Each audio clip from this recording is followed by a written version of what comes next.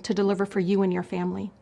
We'd guarantee healthcare as a basic right because after 2 years of this pandemic, we can't allow corporate profits to determine who lives and who dies. We'd stand up to big pharma and insurance companies, and we'd make drug prices for life-saving medicine like insulin actually affordable. And we'd make abortion care a fundamental right so that no Supreme Court could ever take it away. We'd pass the End Child Poverty Act that Representative Mondaire Jones and I introduced so that parents like India Beckham and millions more could provide for the basics that every child needs to thrive. We'd fight together for respect for all of our workers. That means a minimum wage of at least $15 an hour that rises with inflation, the freedom to join a union without harassment or intimidation, and paid and family medical leave for our workers.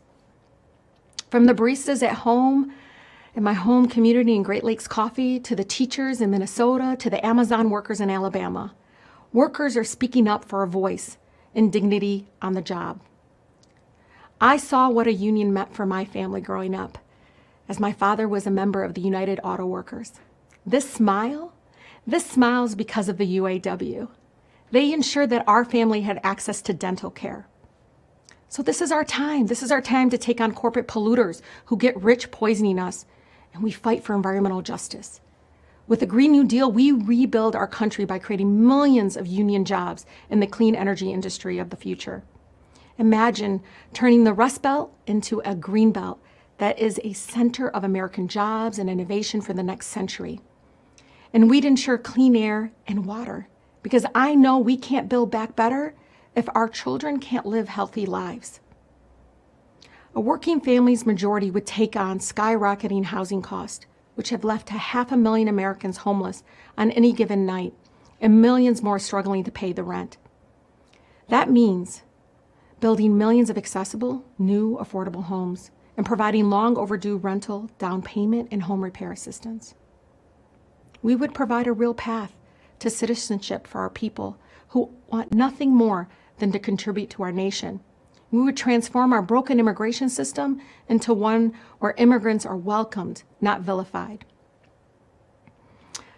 Over the past few days, we have all watched in horror as Russia launched an illegal and unjustifiable invasion of Ukraine. We stand with the people of Ukraine. The United States and our allies must work together towards an immediate ceasefire and a diplomatic resolution to help save lives. We must pursue targeted sanctions that put pressure on Russia's billionaires, not the everyday Russians who have no choice in this conflict and are courageously protesting the war as we speak. We need a humanitarian response to this crisis, and we must welcome Ukrainian refugees from all walks of life to the United States. And I know we can't seek peace by continuing to spend $750 billion every year on weapons of war, making defense contractors and companies wealthier. We must put human rights and dignity first and prioritize cooperation and diplomacy to address the challenges that no one nation can confront alone, like pandemics and climate change. Nothing is more important than keeping the people we love free from harm. We all deserve to be safe in our neighborhoods.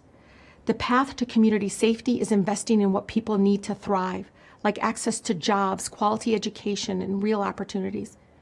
We can't police away homelessness, poverty, or mental health crises in our country. Care, not more criminalization, is how we ensure lasting safety for all. And we should end the war on drugs, fund legal defense, and enact criminal justice reforms like ending qualified immunity that would transform our discriminatory legal system. And we should add a justice for working people to the Supreme Court by confirming Ketanji Brown Jackson without delay. Over the last 2 years, the richest people in America doubled their wealth. As profits skyrocket, corporations have the nerve to blame inflation while increasing prices on essential goods and services. This is more than simply corporate greed. It's extortion.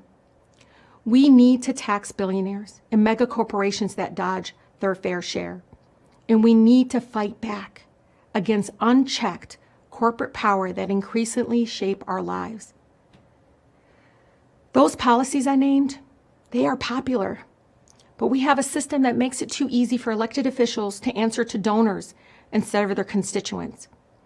Disproportionate representation in the Senate distorts the democratic will of the people. The filibuster, a tool perfected to defend Jim Crow, continues to be used to block progress. We must abolish it in the Senate, like the House did more than a century ago. Republicans are trying to destroy our political power of working class families, and they're willing to tear down our democracy to do it.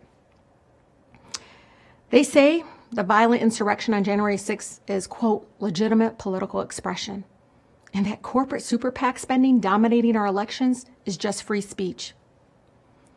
The Republicans act like the real danger to our democracy is having enough voting booths in Black neighborhoods, mail-in ballots, fair district lines.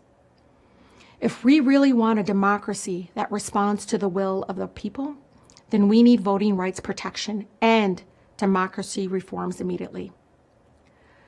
While we continue building support in Congress, President Biden can use his executive power now to take action, to deliver for the people. He can cancel federal student loan debt, which would be a lifeline for millions of Americans and a transformative economic stimulus. And he can ban federal fossil fuel leasing, drilling, direct federal agencies to reject permits for new fossil fuel projects, and regulate carbon emissions. He can fix our labor rules right now to allow more workers to access overtime pay. And he can change how we calculate the poverty line so that more Americans become eligible for life-saving federal benefits. And he can take action to break up pharmaceutical monopolies that make life-saving medicines affordable.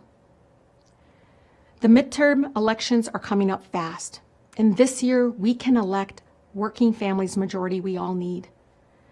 We know what happens when the Republicans take power. They protect the rich, target the rest of us. They attack and undermine voting rights, women's rights, workers' rights, immigrants, people of color, and our LGBTQ community, and they block progress on climate change.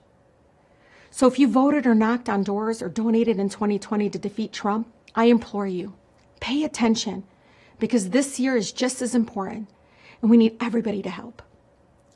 Blocking the far right is just not enough. We also need to elect the next generation of working families champions. It starts with staying engaged and voting in every election and every primary for candidates who will put working people first. I know that we can get closer to the world we all deserve when we build a bigger movement. Bring people in, not cast them out. I was taught by a pastor in Detroit that we aren't a country that is divided. We are disconnected. We must connect on the dreams we have for our children, the hopes we have for our communities, and so much more. When we connect with one another, building our solidarity, we can outwork the hate and show that the very people, show them that who basically want to ensure that we never have a seat at the table. We can show them that we aren't going anywhere. So I want you to think of the people you love, the place you call home. For me, it's my two boys, my family, the communities I represent. Who is it for you? That's who you're fighting for. And I want for them what we want for all Americans, the opportunity to thrive and flourish, a country where no one person's dream is too big to become a reality. I know it's possible when we all come together. So if you're ready to be part of our movement, join us. Join us by texting WIN-WIN to 30403. Working families are the majority. Together, we will win a nation that can truly stand up for all of us. Thank you. Thank you so much for joining me this evening. Have a wonderful night.